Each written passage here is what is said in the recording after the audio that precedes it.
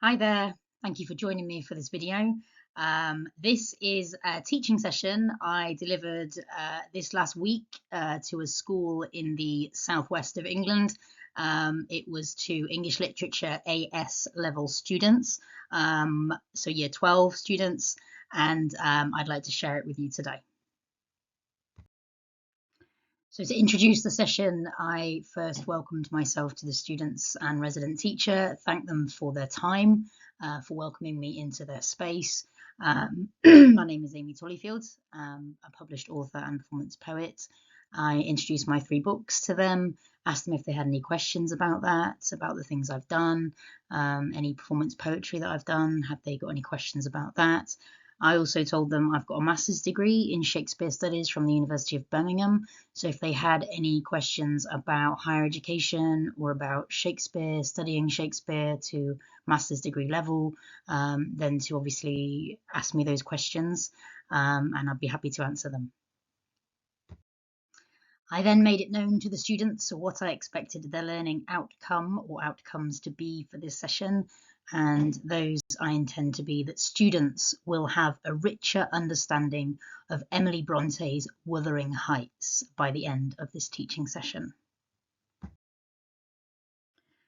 Personally, I find the Brontë sisters deeply fascinating. I own as many books on the lives of the Brontë sisters as I do books on Shakespeare's works. And these Brontë books I own are biographical books about the sisters' lives.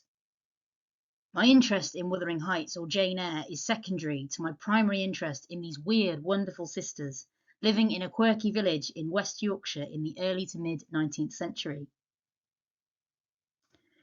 I have visited Haworth, the village they lived in, first as a child, which began my fascination with their lives, then again as an adult.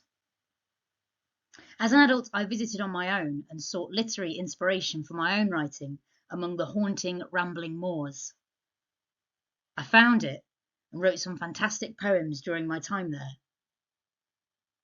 As an adult, I discovered that Haworth was very quirky indeed, and very removed from the busy towns and cities I'm used to. Very quiet, isolated, remote. The village seemed slightly stuck in time. A lot of the buildings still had rustic charm and old-fashioned shop fronts. Brontë mania was and remains a real thing. Though Anne and Emily sadly died before Brontë mania really took hold, Charlotte lived long enough to see writers and readers alike undertake ritualistic pilgrimages to her home village, to see the parsonage in which her and her sisters wrote their unusual and lasting works. The Brontë Society were established as long ago as 1893, though interest in the sisters long preceded that year, and the Brontë Parsonage Museum remains a significant cultural landmark. So visiting Haworth felt a little bit like stepping back in time. I think the Brontë Society and the village as a whole were and remain keen to retain the village's literary and Gothic qualities. Everything felt very still and old. I could talk for hours about the Brontës and their lives. I find them so interesting. Part of me wondered whether telling you anything about Haworth or the sisters was relevant. This session, after all, is about Wuthering Heights itself, and not Emily Brontë as a person. However, a little bit of understanding about the unusualness of Haworth perhaps helps in understanding the unusualness of Wuthering Heights. Emily Brontë was known to love the moors behind her home. These were the Gothic vast hills she loved to freely roam. We can imagine her, strolling or perhaps striding through the heather and shrubland, creating in her mind unearthly characters like Heathcliff and Cathy. Pauline Nestor, in her introduction to the Penguin Classics version of the text, writes, "The realm of the Heights and Thrushcross Grange functions as a world unto itself, so that when characters leave that world, as Heathcliff and Isabella do, they seem mysteriously to disappear into a void." When I read Wuthering Heights, as I did for the first time only recently, it felt somewhat otherworldly and strange to me. The characters did seem to live within a very small world of opportunity and existence, and it did often feel like nothing happened outside of the Heights or Thrushcross Grange. Similarly, Emily Brontë, known for her reservedness and aloofness, liked to create her own world among the moors, to disappear from life and to create her own mini-world within a realm of separateness and denial. Denial is the choice word here, and a common theme in Wuthering Heights. Cathy denies herself her love of Heathcliff, preferring instead to marry the safer option in Edgar Linton. Cathy even asks Nellie Dean whether she is allowed to consent or deny, stating, "Today, Edgar Linton has asked me to marry him, and I've given him an answer. Now, before I tell you whether it was a consent or denial, you tell me which it ought to have been." So, in many ways, the denial within the text is not self-aware. The characters seem to snowball into horrendous situations with seemingly little autonomy over the situation. Isabella blindly marries the abusive Heathcliff. Edgar Linton marries Cathy in spite and perhaps unaware of her love for another man. Hindley Earnshaw foolishly gambles away his money and property to evil Heathcliff. These characters seem to not be able to see what is ahead of them. The denial is double concentrated, as they deny themselves the ability to deny. There is almost a sense that things would always be this way, that things would always be doomed, that the characters would always make the wrong choice and have terrible lives, whatever they chose to do. This sense of foreboding and ominousness is communicated through pathetic fallacy throughout the novel. There is often rain. There is often a thunderstorm. It is often too dark to go out anywhere or to visit the next village. Bad things often happen to the characters at night time, such as ghostly visitations by Cathy at the Heights, or Hindley Earnshaw being violently attacked by Heathcliff. In a quasi-religious and mystic way, nature and the heavens have far more control over the events of the story than any of the characters seem to. The only way Heathcliff feels able to restore order to the snowballing dynamic of his story is to open the grave of his dead lover and try to physically climb into death with her. Things feel so out of control for him that he wants to return to the earth, to return to death, to return to the ground and away from the heavens that so judge him and so powerfully conduct the weathers and events towards his destruction. Nestor continues to say, like the Gothic novel, Wuthering Heights creates a dark and passionate world of imprisonment and torture, ghosts and changelings. Emily Brontë, who unlike her two sisters struggled to adapt to the world outside of Haworth, who struggled to hold down work in the same way her sisters seemed able to, who did not continue with her studies in Brussels, Belgium because she missed home so much, perhaps visited the moors in the same way Heathcliff yearned to climb inside of Cathy's grave, to escape life and the oppressiveness of the heavens, to escape the lack of control she felt over her own life, to avoid predestination and doom and death. Brontë, after all, lost two older sisters while young, along with her mother when she was only 3 years old. Tuberculosis and disease also killed many people in her village, and life expectancy was not high. The Brontë sisters did well to reach adulthood at all, to get closer to the earth and away from the wild, unpredictable nature of the heavens. I'd like to take a short break in the teaching content to do a quick activity with you. So together as a class, we created this lovely spider diagram style brainstorm. I'm a big advocate of the spider diagram with only a few key ideas around the outside. Obviously, the students gave me very not very long, but longer ideas than this. These are just the key points that the students were making or I was making. We made them together. I think this is helpful to look at because you can get the key takeaways from this image, and the other students can take what they need from this spider diagram and make notes accordingly. So rather than overwhelming the students with lots of different ideas in long ways, we're getting the key message across of what we think of when we think about Wuthering Heights. So that was the brief. Give me your key ideas when you think about Wuthering Heights, and I will take away the main words from those ideas and we'll put together this spider diagram. So this was just done on a regular whiteboard with a whiteboard marker. I know technology can be very useful, and there was further technology available in the classroom if I wanted to use it, but I'm a big fan of just back to basics. You and the students bouncing ideas. That can be done just as easily with a whiteboard and marker pen. So this was done on the whiteboard, and I think we've got some great ideas here about Wuthering Heights. Thank you for doing that with me. This activity will feed in nicely to the second part of this session.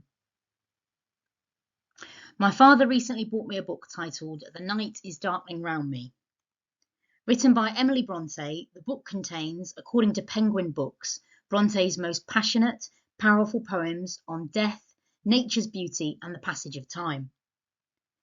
Just a quick flick through this short book and a look at its title speaks to Bronte's preoccupation with religion. We must not forget that Bronte's father was an Irish Anglican priest and that the sisters spent a great deal of their short lives in church. When Hindley Earnshaw dies in Wuthering Heights in chapter 3 of volume 2, it is commented by Heathcliff that he should be buried at the crossroads. Nestor confirms in the notes section of the Penguin Classics version of Wuthering Heights that the crossroads is the traditional place of burial for those who commit suicide in certain religious circles. In fact, Nestor's notes for the text are abound with comments on the religious elements within Wuthering Heights, which range from explicit biblical references to more subtle allusions. The tension, then, between the characters within the text and the text's clear religious overtones is that the characters do not behave religiously in the traditional sense and are often highly immoral in their conduct. Not all of them, but many of them. As a result, perhaps, of this brazen immorality, many of them lead very unhappy lives and meet unfortunate endings. It is interesting, perhaps, though will of course remain unanswered, to speculate on the author's own feelings on religion and predestination. Does she create unhappiness for her characters because they do not adhere to Christian teachings well enough? Or does she resent Christian teaching and want to demonstrate how restrictive and damaging it can be if people are not free to follow their own hearts, such as in the case of the love between Cathy and Heathcliff? I would like to take this opportunity to read you a poem of Bronte's, in the hope that it might communicate an insight or two that will be relevant to Wuthering Heights. Hope.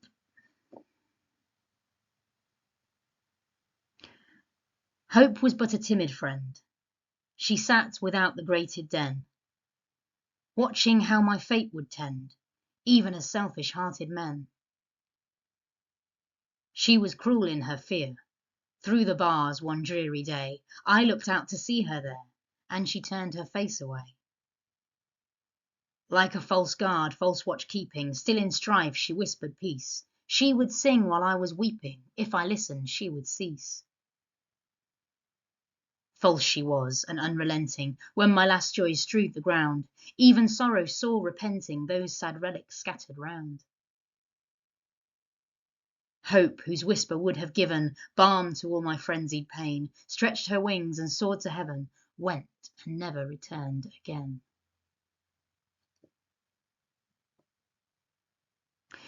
Within this poem, Brontë is beautifully articulating the persona's loss of hope. Though there is danger in reading too much autobiography into a writer's work, and I feel a little frustrated when it is done wrongly with mine, it is hard to ignore the pain of this poem.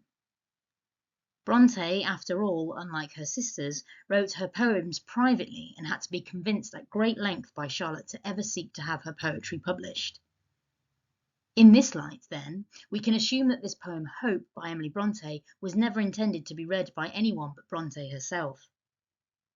If this is true, this could well be Brontë expressing her own loss of hope.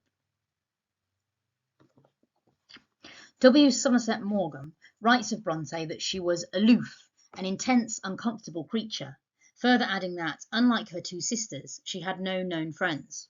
She did actually have one friend. One that we know of. Maugham additionally asserts that Brontë was harsh, dogmatic, self-willed, sullen, angry, and intolerant. While this all sounds very unfair, and Brontë did indeed have many redeeming qualities, it is true from much of the biographical literature that I have read about Emily Brontë that many of Bronte's contemporaries found her to be an unusual and somewhat surly character. Though I have tried hard not to make this teaching session a biography of Brontë, and there is much more about Brontë that I would love to be able to tell you about, some understanding of her character and her mind goes a great way to explaining the influence and the intention behind Wuthering Heights. Wuthering Heights is a dark, unsettling story with, to my eyes, little or no light relief. It was written by somebody serious, someone who perhaps felt that she was unable to control her own life, or who tended to take a pessimistic view of life. Whether Brontë intended Wuthering Heights to act as a warning to the reader, scaring them away from acting against the teachings of the Bible, lest they meet an unfortunate end, or a battle cry of resistance against the oppressive nature of biblical instruction and societal expectation, will never be known. Personally, I read Wuthering Heights and feel the repressed passion bleed through its pages. I believe the book was written by a person in great pain, who felt stifled in her own life, and who wrote in order to express something she felt otherwise unable to express. But this is just my opinion, and you will have your own. Thank you for listening to this session. I'd like to end with a quick activity. So to end the session, I did a very similar activity to the one I did before. We did a brainstorm using the whiteboard, spider diagram style. In the middle, I just wrote takeaways. So I told the students, I want you to tell me what your main takeaways from my teaching today has been, i.e. what you most remember from what I've taught you today. These can be standalone words or phrases, short ideas or long ideas. And then on the whiteboard itself, I just write a word or two to summarize their individual inputs. Yeah, and I tried to avoid contributing too much at this point. I was happy to jump in with the last one, but this is just to really, for me to understand what they have learned or taken away from what we've talked about today and what I've sort of told them about today. So these were the main ideas, and obviously some of these are things that would have come up in the previous spider diagram that we did together. But the point of this was just to understand, you know, by the end, what is it that you've taken away from today's session. So to end the session, I thank the students again for their time and the resident teacher for hosting me in the classroom. And I said, I'm still here for the rest of the session, and I'm here to answer any further questions you have about what we've discussed or about my books and my poetry. Thank you.